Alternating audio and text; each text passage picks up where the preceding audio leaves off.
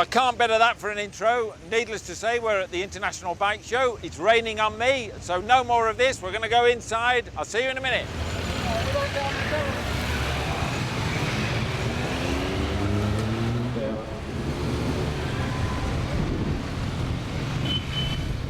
And inside there are more new models than I've ever seen in one place. Whatever kind of bike you want to look at this year, there'll be one in here somewhere.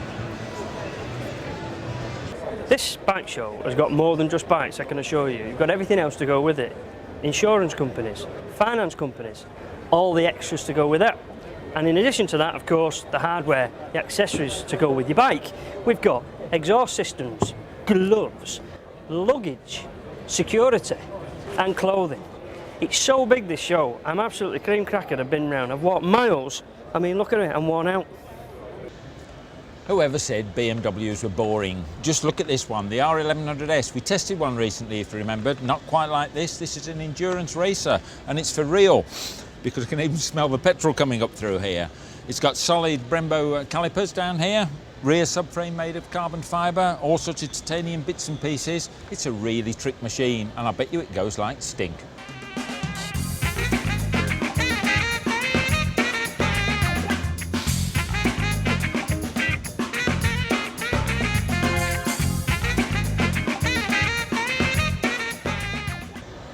Talking about endurance, I wonder what Paul's up to. And here's a brand new model from Honda, but it's a very familiar shape if you ask me. It reminds me very much of the old Honda Transalp that we've seen over the last few years. It's actually called a Varadero, an XL 1000 as it says there. 90-degree V-twin engine capable of about 95 brake horsepower. Basically the same engine as you'll find in a VTR Firestorm. Loads of technology on board. It's got this fancy combined braking system that we've seen recently on the new VFR 800. Looks like a really comfy bike, kind of semi-off-road looks. It should be great for all those long-distance trips.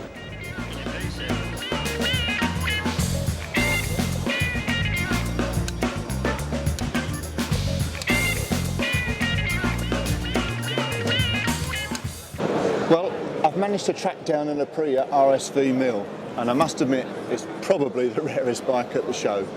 We've heard about it, it's been hyped, we've got them here, and you know, you'll actually see them soon on the road, which will please an awful lot of people. If you want to be one of those during the summer, I really suggest you get your deposit down now. I'd like one, and I'd like this one. Where is he? Where the flipping heck is he? I can't find it. Have you seen Wayne anywhere? No. Flip it. Wayne! Wayne!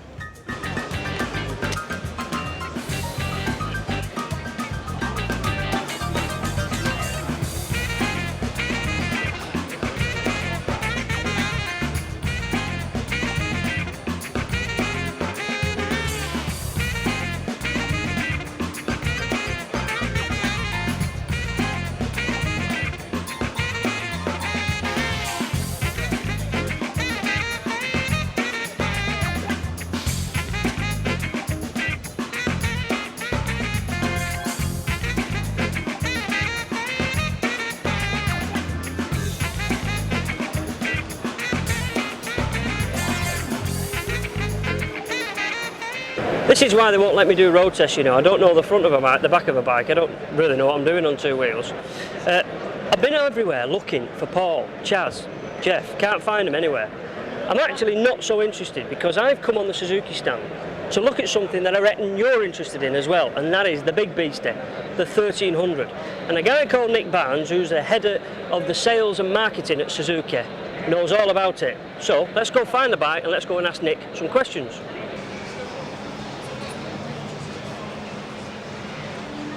Big bruiser of a GSX 1300R, which is launched here at the show. Who the hell have you aimed it at, please, Nick? Oh, then that's quite simple. It's designed for the experienced rider, Wayne. Those guys perhaps already bought a race replica in the past. They've been through that part of the market. They're now looking to move on to something new, something different, something that's going to excite them as well. And I think the Hayabusa, as we call it, would definitely fill that gap in the marketplace, which isn't available with other product today. It's a seriously powerful beast, isn't it? I mean, is it very usable? Well, our guys tested it in Germany just a month ago, And yes, it's got massive power. It's the most powerful production bike Suzuki's ever produced. But saying that, our test riders' comments were quite specific. Yes, it's very fast, but in the real world, that's probably not going to be the main purpose of people buying it, but it's very usable. The engine's got a lot of torque and very tractable. Pronounce that flipping name again for us, will you? It's Peregrine Falcon, but we'll call it the Japanese, which is Hayabusa. So, it's a beautiful bit of kit. When's it available and how much is it going to cost the guy in the street? It's going to be available in February, and whilst we haven't fixed the final price yet, because it's a little bit far away at the moment, we reckon it's going to be in the region of around 7.5 to 7.7, somewhere in that region. We'll confirm obviously nearer the time, but we believe that that's excellent value for a machine with this specification.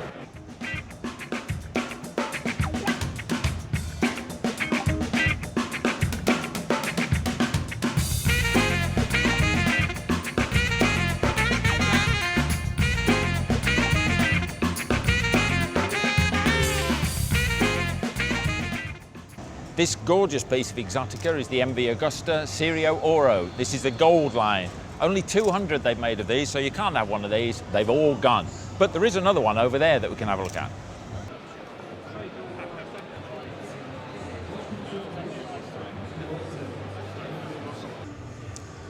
This feels absolutely beautiful. I can't wait to have a test ride on one of these, but you'll have to wait until around about April when they should be start to go into production, and that costs about sort of £13,000–14,000, we hope.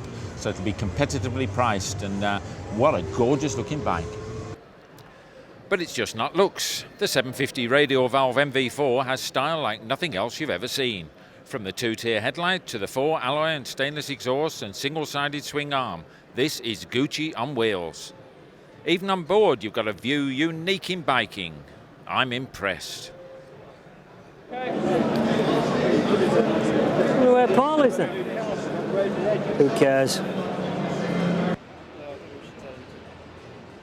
Street bikes, middleweights, the kind of retro style 600, very, very popular these days. Of course, you've got Suzuki's Bandit. Honda have got a Hornet, and of course, Yamaha have got a Phaser. Well, what's Kawasaki got? Nothing, you might think. Well, they didn't have, but they have now. Look at this, here it is. This is the Kawasaki ZR7, 750cc, retro styling, same as all the others. And the theme that Kawasaki are going to run with for this style of bike is the naked truth. You'll see that appearing all over the place. Kawasaki, the naked truth. So there we are. The difference with this one is it's a 750, the other's a 600. And to put one of these on the road will cost you a touch over £4,000.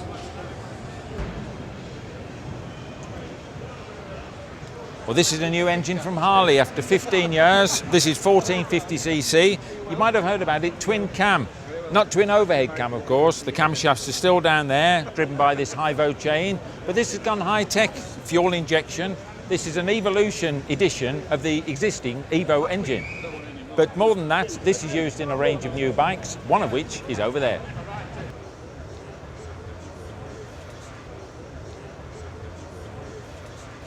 And this is one of the bikes they fitted the 88 cubic inch engine in. It's quite a mouthful, that is. But look at this is quite an eyeful. Over there we've got twin disc brakes up front, single at the rear, and it really looks the business. And in fact it's just won Cruiser of the Year in the MCN Awards. This is Harley taking it in towards the year 2000. Oh, now I'm into these names now. I can handle these names. We've got a Wildstar. We've got a Dragstar. We've got this dude. Venturi Star. We've got me, Superstar. We've got all the stars in the world. We've also got a bike that Izzy sat on here, which is 1600 cc's. Yes, massive. It's a big one. She likes them big. Now I'm on a smaller one over here, but even so, it's a smaller engine, but an absolutely huge machine. With every conceivable extra you'd ever want in your life. Radio selection here on the controls, the lot, the speakers, digital display for your speedo, carrying gear, speakers here. I mean, it's got volume controls for the passenger. What more could you ask for? It is a fantastic bit of kit, but unfortunately for someone my size, I do believe this might have to stay in the garage and I'll just play with it and polish the chrome.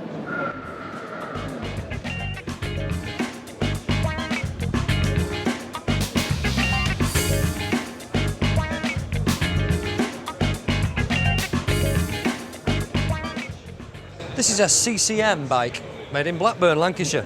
And this is the kind of thing that a CCM normally looks like. road legal bike, but with a certain amount and a large amount of off-road capabilities built in. High suspension, knobbly tyres, and indeed considerable success in off-road competition over the years.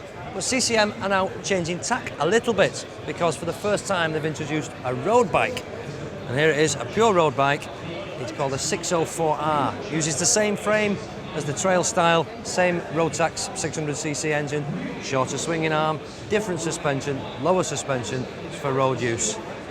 Completely different bodywork, as you can see. It looks very concepty at the front, very swoopy, but that's how it's going to look. And it's been described as a kind of user-friendly supermoto, not quite as radical as an out-and-out supermoto. Well, there it is, the new 604R. You can have one next spring, 1999, and it'll cost you somewhere between £5,500 and £6,000.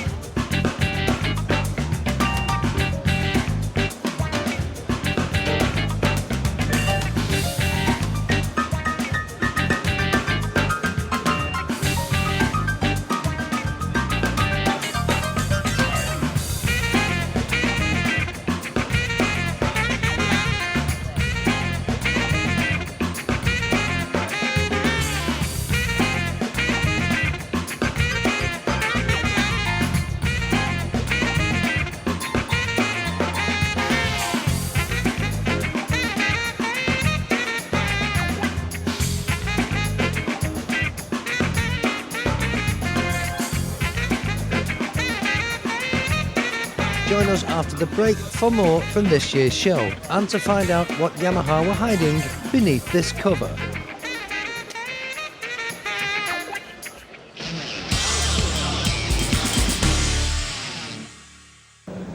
Welcome back to the NEC Bike Show. Now, not everyone likes a sports bike. Some people like an easier life, perhaps on one of these.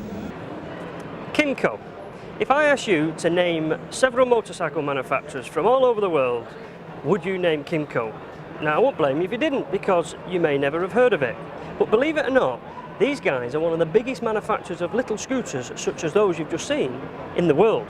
One of which is even a 50cc four-stroke, which nobody else produces. They've actually been in association with Honda now for several years, but they're an independent company and produce and develop everything by themselves. And they've now brought them into the UK, and you can buy such as this 125 here, which is a bonny little machine, very, very well built. I've had a damn good look at it and I've scrutinised it thoroughly, and it is a very charming piece of equipment. I fancy having a dabble myself, and you'll be able to buy this for less than £2,500. So, Honda, Yamaha, Suzuki, Kawasaki, and now Kymco. Look out for it, because it does look damn good stuff. And now for something completely different. A bike with a swinging arm at the front. Well, kind of, not really. It's a hub centre steered bike. It's a Trifonus 900cc sports bike. 900cc motor, it'll produce about 145 brake horsepower at the back wheel, which is incredibly powerful, especially when you realise that with the carbon fibre wheels and all the tricky bits, the whole thing is actually lighter than an R1. So, goes without saying, it goes like the clappers and supposedly handles perfectly well. And the good news, for me, maybe not for you, is I've been promised a ride on one. I can't wait. Now, Fireblade, you can recognise this as a blade, but this is something special. This is the Evo, and this is the man who knows all about it. Dave, what can you tell me about this special edition? Well, this bike's quite a special bike. It was built to commemorate Honda's 50th anniversary this year. Also, it's our 100th TT win, which was achieved on a Fireblade by Jim Moody and the TT. So we built it to commemorate those two things. The bike is very special because we've done a lot of extra work in conjunction with the Power Bike Championship, which was run in the UK this year, which we finished first and second in. So it's also really been built to commemorate that as well. And so you're on a limited run of these as well, are you? Or you've had to build There's a minimum 250? quantity. We've got to build 250 for homologation for next year. So Right. that's on the way at the moment. Yes. So. And that's to keep ahead of the competition, I presume, is it? Yep, it is. Like Yep. Yamaha's R1? Yep. So just briefly, what has this got that a normal blade hasn't? Well, there are many special parts on it. It's got a single side swinging arm. It's got a completely redesigned fairing which incorporates direct air, which pressurises the airbox, which is where a lot of the power comes from, the extra You can power. see the extended belly pan there. And yes, the extended belly panel and exhaust, major engine modifications to it, and it all in suspension too. all Very in expensive suspension. bits and pieces. Yeah. I mean, all the parts on it come to about £10,000. So. So how much would this one cost? The bike will be approximately around about 19,000 to buy, but it will be kept fairly exclusive. So it's a special order as well, I presume. it is special order. We've had a lot of inquiry from all over the world, to be honest, from Australia and Germany, and a lot of European countries now are interested in buying it. So Okay, thanks very much then, Dave. Thank you. This is Laverda's 750S Formula. Beautiful orange machine it is too. And this is this year's model, which actually is not that much different from last year's. It's just got 5 spokes rather than 3 spoke wheels. But it is a rather lot of motorcycle, Italian Exotica, with a lot of bolt-on extras for less, would you believe, than 8,000 quid. It's not a lot, it's, I would say, good value for money. Now then, I arranged to meet Chaz on an orange bike on the Laverda stand. I'm here, orange bike, Laverda stand, and I can't see the little devil anywhere. Where the flip is it? Aha! Chaz is over there. Well, it's orange, isn't it? Well, it is orange, and he said meet me by an orange bike. Actually, I think I've made a lucky strike. In fact, a 750 strike. This year, I've got carbon fibre fenders, I've got rear set footrest, I've even got a really swish-looking single headlight fairing. All that for the same price of the standard bike. I think it's absolutely superb. So here I am on the Kawasaki stand, sat aboard what you might think is a very old bike. It looks it, but it's not. It's a brand new model. This is their new VN 1500 Drifter. And if you don't want a 1500, you can have an 800cc version as well. Built to look old, and they've done a great job, but it's still full of modern technology. Very smooth, fuel-injected, V-engine, decent suspension, and everything that you want on a modern bike, but it really does look great. Look at this headlamp here with a multi-reflector. Looks really cool. Yamaha's big boy, the big daddy bear if you wish, the beautiful R1, and it is a projectile. I mean, goes like a rocket, but that might not be what you want. You might want something a little bit slower, but looks just as good and handles just as well. Well, Yamaha, of course, they've done it, haven't they? They've done it with this little one, the R6. It's more my size. In fact, when you look at the back of it, it is different, but boy, when you actually get on it and sit on it like that, apart from it says R6 and it's 2 litres of petrol less, you can't really tell the difference. Do you know, it fits me. Even a little shorty like me, it fits quite comfortably. I feel quite at home with it. So, you'll want to know all the spec, won't you? Well, I'll give you some spec of this YZF R6 Yamaha. It is in fact 4 cylinders, it's 4-stroke. It's got 599 cc's and it's 65.5 by 44.5 and it's 119.9 PS's and it's... Who really gives a hoot? I'm sure it rides beautifully. So, we've got the R6, that's Baby Bear. We've got the R1, that's Daddy Bear. Mother Bear, we're missing Mother Bear. That'll be the R7. I'm going to find Goldilocks. Whilst Wayne went off to find his Goldilocks, we waited patiently for the unveiling of Yamaha's brand new R7. Wayne obviously couldn't find what he was looking for, and so took it upon himself to make a speech about the new R7, although Steve Hislop decided this wasn't what the crowds had really come to see. I'm pleased to introduce to you the, yes dude, YZF R7 street specification. Everybody ready? This is world premiere. And so eventually the cover was lifted on the new Top Dog sports bike. The R7 is a road-legal 750cc racing thoroughbred. Its looks are not dissimilar to the R1 and R6, but don't be fooled into thinking this is a sleeved-down R1 or a bored-out R6. It most definitely is not. This is a totally different bike. It's packed with all the latest race technology and offers everything that's good about modern racing machines. stunning performance, razor-sharp handling and state-of-the-art ultra-modern styling, this one is certain to have their order books overflowing. This is the machine which has probably had more backsides on it than any other at this year's show.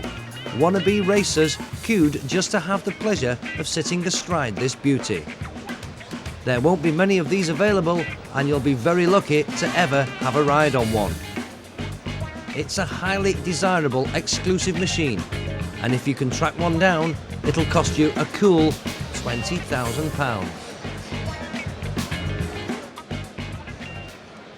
Now, one of my pet hates on bikes is pillion seats. If you're going to have a pillion seat, make it one that you can use, make it a bit comfy. So we're going to test a few out. Shove up, Jeff. Right then. What do you think then, Paul? This is out of 10. 1200 Bandit. I would say, yeah, not bad. 7 out of 10. What do you think of this one then, Paul? I'm not sure. GSXR 600 sports bike, you see. Pegs are getting a bit high. I'm not so sure. Perhaps 6 out of 10.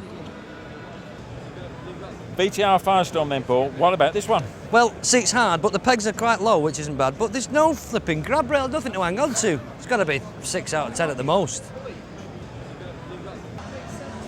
R1 then, Paul. What do you think? Yeah, it's as bad as I thought. In fact, it's where have you gone, Jeff? Look, you're down there. I'm up in the air. Legs up in the air. No grab rail, nothing to hang on to. 5 out of 10, and that's just because it's got a pillion seat. I'm very generous.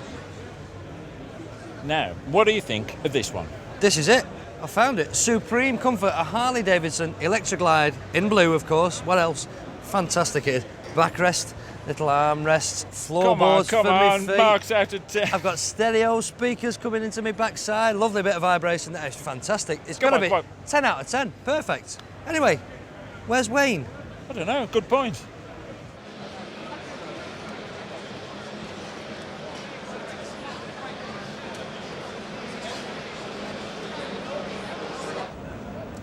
That's it from the NEC for this week, but there's tons more to see, believe me, next week, right here on Two Wheels.